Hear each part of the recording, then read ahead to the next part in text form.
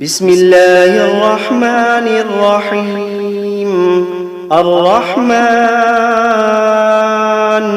علم القرآن، خلق الإنسان علمه البيان. الشمس والقمر بحسبان، والنجم والشجر يسجدان. والسماء رفعها ووضع الميزان، ألا تطغوا في الميزان. وأقيموا الوزن بالقسط ولا تخسروا الميزان. والأرض وضعها للأنام، فيها فاكهة والنخل ذات الأكمام. والحب ذو العصف والريحان، فبأي آلاء ربكما تكذبان.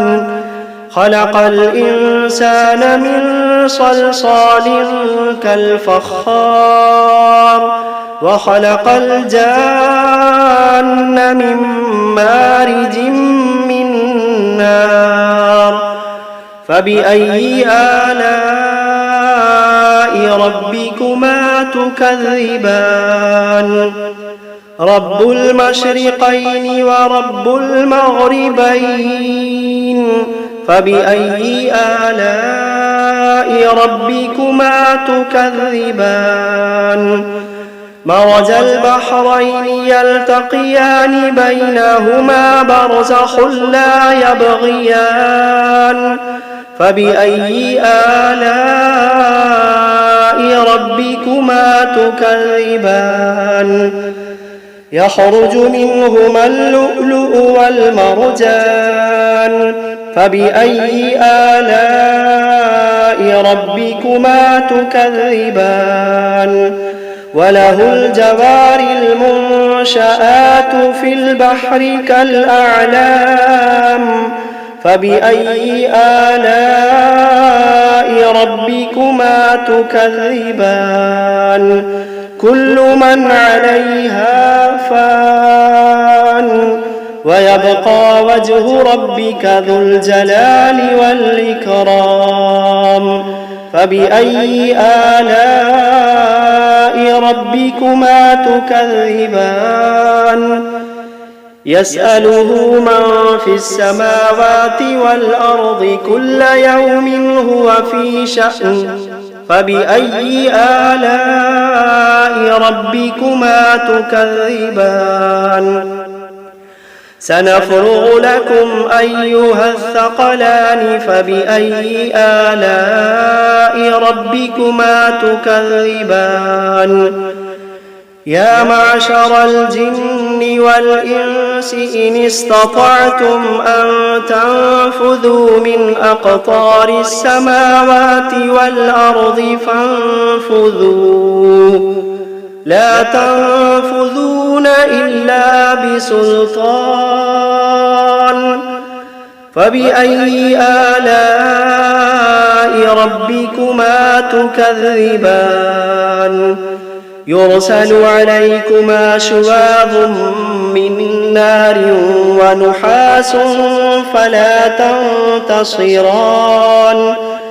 فبأي آلاء ربكما تكذبان. فإذا انشقت السماء فكانت وردة كالدهان.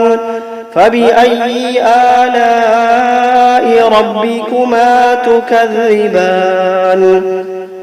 فيومئذ لا يسأل عن ذنبه إنس ولا جان. فبأي آلاء ربكما تكذبان. يعرف المجرمون بسيماهم فيؤخذ بالنواصي والأقدام. فبأي آلاء ربكما تكذبان. هذه جهنم التي يكذب بها المجرمون يطوفون بينها وبين حميم آن فبأي آلاء ربكما تكذبان ولمن خاف مقام ربه جنتان فبأي آلاء ربكما تكذبان ذواتا أفنان فبأي آلاء ربكما تكذبان فيهما عينان تجريان فبأي آلاء ربكما تكذبان فيهما من كل فاكهة زوجان فبأي آلاء ربكما تكذبان متكئين على فرش بطائنها من استبرق وجنى الجنتين دان فبأي آلاء ربكما تكذبان فيهن قاصرات الطرف لم يطمثهن إنس قبلهم ولا جان فبأي آلاء ربكما تكذبان كأنهن الياقوت والمرجان فبأي آلاء ربكما تكذبان هل جزاء الإحسان إلا الإحسان فبأي آلاء ربكما تكذبان ومن دونهما جنتان فبأي آلاء ربكما تكذبان مدهامتان فبأي آلاء ربكما تكذبان فيهما عينان نضاختان فبأي آلاء ربكما تكذبان فيهما فاكهة ونخل ورمان فبأي آلاء ربكما تكذبان فيهن خيرات حسان فبأي آلاء ربكما تكذبان حور مقصورات في الخيام فبأي آلاء ربكما تكذبان لم يطمثهن إنس قبلهم ولا جان فبأي آلاء ربكما تكذبان متكئين على رفرف خضر وعبقري حسان فبأي آلاء ربكما تكذبان تبارك اسم ربك ذي الجلال والإكرام بسم الله الرحمن الرحيم تبارك الذي بيده الملك وهو على كل شيء قدير الذي خلق الموت والحياة ليبلوكم أيكم أحسن عملا وهو العزيز الغفور الذي خلق 7 سماوات طباقا ما ترى في خلق الرحمن من تفاوت فارجع البصر هل ترى من فطور ثم ارجع البصر كرتين ينقلب إليك البصر خاسئا وهو حسير ولقد زينا السماء الدنيا بمصابيح وجعلناها رجوما للشياطين وأعتدنا لهم عذاب السعير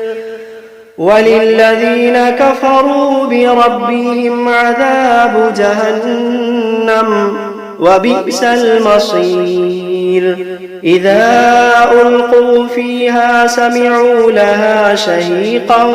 وهي تفور تكاد تميز من الغيظ كلما ألقي فيها فوج سألهم خزنتها ألم يأتكم نذير قالوا بلى قد جاءنا نذير فكذبنا وقلنا ما نزل الله من شيء إن أنتم إلا في ضلال كبير وقالوا لو كنا نسمع أو نعقل ما كنا في أصحاب السعير فاعترفوا بذنبهم فسحقا لأصحاب السعير إن الذين يخشون ربهم بالغيب لهم مغفرة وأجر كبير وأسروا قولكم أو اجهروا به إنه عليم بذات الصدور ألا يعلم من خلق وهو اللطيف الخبير ألا يعلم من خلق وهو اللطيف الخبير هو الذي جعل لكم الأرض ذلولا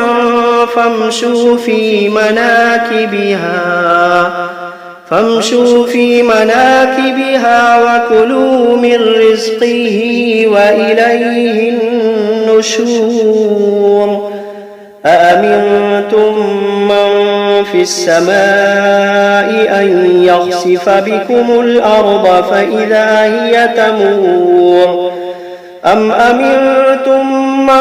في السماء أن يرسل عليكم حاصبا فستعلمون كيف نذير ولقد كذب الذين من قبلهم فكيف كان نكير أولم يروا إلى الطير فوقهم صافات ويقبضن ما يمسكوهن إلا الرحمن إنه بكل شيء بصير أمن هذا الذي هو جند لكم ينصركم من دون الرحمن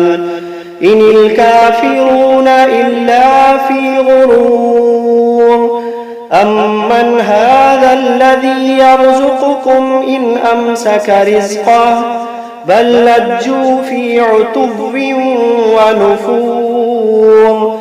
أفمن يمشي مكبا على وجهه أهدى أمن يمشي سويا على صراط مستقيم قل هو الذي أنشأكم وجعل لكم السمع والأبصار والأفئدة قليلا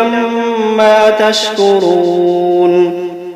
قل هو الذي ذرأكم في الأرض وإليه تحشرون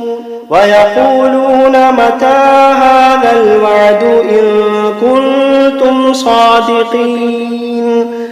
قل إنما العلم عند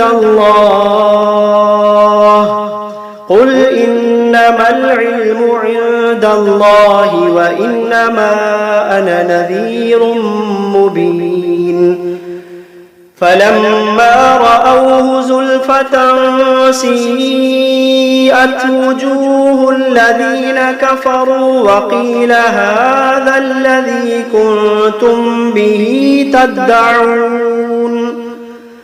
قل أرأيتم إن أهلكني الله ومن معي أو رحمنا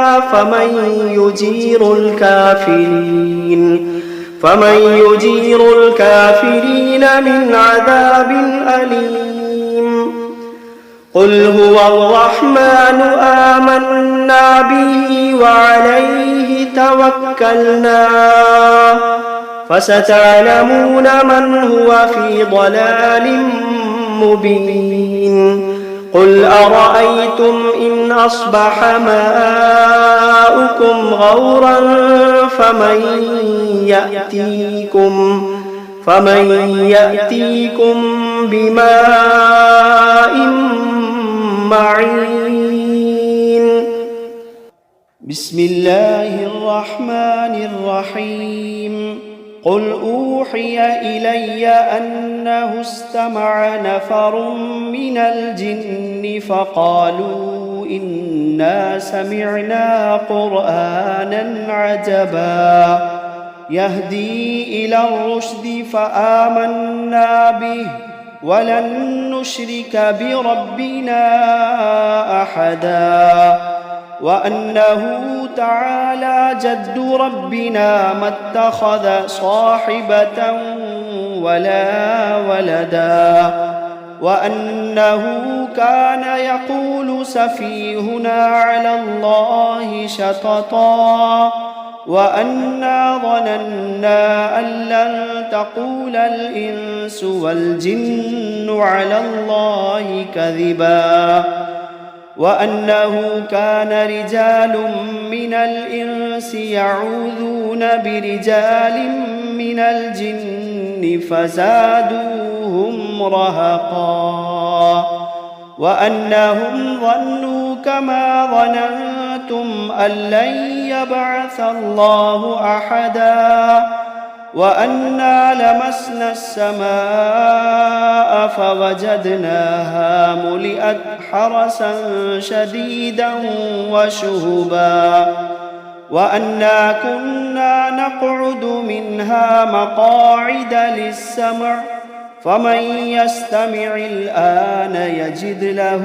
شهابا رصدا وأنا لا ندري أشر أريد بمن في الأرض أم أراد بهم ربهم رشدا وأنا منا الصالحون ومنا دون ذلك كنا طرائق قددا وأنا ظننا أن لن نعجز الله في الأرض ولن نعجزه هربا وأنا لما سمعنا الهدى آمنا به فمن يؤمن بربه فلا يخاف بخسا ولا رهقا وأنا منا المسلمون ومنا القاسطون فمن أسلم فأولئك تحروا رشدا وأما القاسطون فكانوا لجهنم حطبا وأن لو استقاموا على الطريقة لأسقيناهم ماء غدقا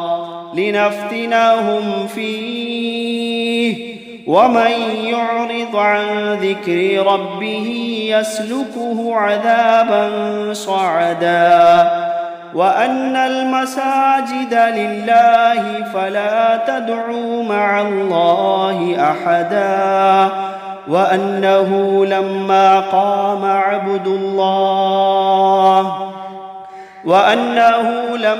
قام عبد الله يدعوه كادوا يكونون عليه لبدا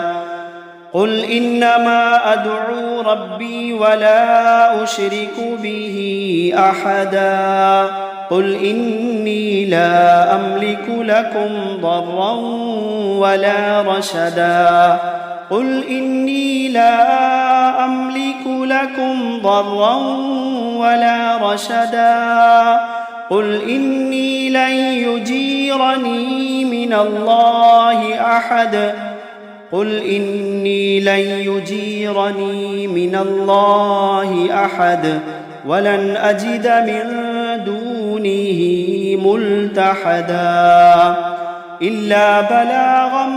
من الله ورسالاته ومن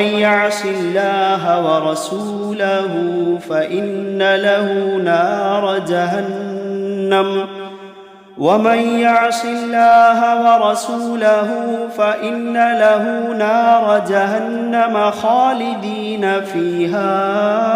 أبدا حتى إذا رأوا ما يوعدون فسيعلمون من أضعف ناصرا وأقل عددا قل إن أدري أقريب ما توعدون أم يجعل له ربي أمدا عالم الغيب فلا يظهر على غيبه أحدا إلا من ارتضى من رسول فإنه يسلك من بين يديه ومن خلفه رصدا ليعلم أن قد أبلغوا رسالات ربهم وأحاط بما لديهم وأحصى كل شيء عددا